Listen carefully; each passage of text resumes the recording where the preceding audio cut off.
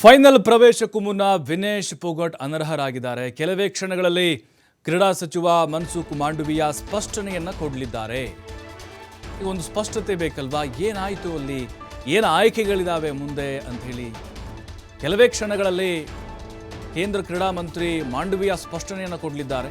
ಇಡೀ ದೇಶ ಕಾಯ್ತಾ ಇದೆ, ಹೇಳಿಕೆಯನ್ನು ಕೊಡ್ತಾರೆ ಅವರು. ಯಾಕಂದರೆ ಮಾಹಿತಿ ಬಂದಿರುತ್ತೆ. ಈಗ ಒಲಿಂಪಿಕ್ಸ್ ಕುಸ್ತಿ ಫೈನಲ್ನಿಂದ ವಿನೇಶ್ ಪೋಗಟ್ ಅವರು ಈಗ ಅನರ್ಹರಾಗಿದ್ದಾರೆ, ಅಂದರೆ ಡಿಸ್ಕ್ವಾಲಿಫೈಡ್ ಆಗಿದ್ದಾರೆ.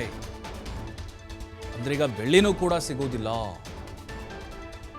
ಬಹಳ ಒಂದು ನೋವಿನ ಸಂಗತಿ, ಒಂದು ಆಘಾತ ಇದು ಭಾರತೀಯರ ಪಾಲಿಗೆ. ಯಾಕಂತಂದರೆ ಇತಿಹಾಸವನ್ನು ನಿರ್ಮಿಸಿದ್ದಾರೆ ವಿನೇಶ್ ಪೋಗಟ್, ದಾಖಲೆ ಇದು. ಯಾಕಂದರೆ ಮೊದಲ ಬಾರಿಗೆ ಒಬ್ಬ ಮಹಿಳಾ ಕುಸ್ತಿಪಟು ಫೈನಲ್ಗೆ ಪ್ರವೇಶ ಮಾಡಿದ್ದು ಇದೇ ಫಸ್ಟ್ ಟೈಮ್.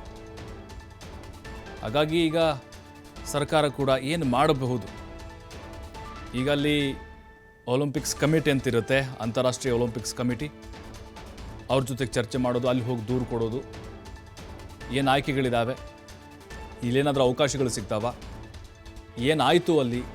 ಈಗ 100 ಗ್ರಾಮ್ ಅಂತ ಹೇಳ್ತಿದ್ದಾರೆ, ಏನಾಗಿತ್ತು ಅನ್ನೋದನ್ನು ಕೂಡ ಈಗ ಮಾಹಿತಿಯನ್ನು ಕೇಂದ್ರ ಸಚಿವರು ತೆಗೆದುಕೊಂಡಿದ್ದಾರೆ.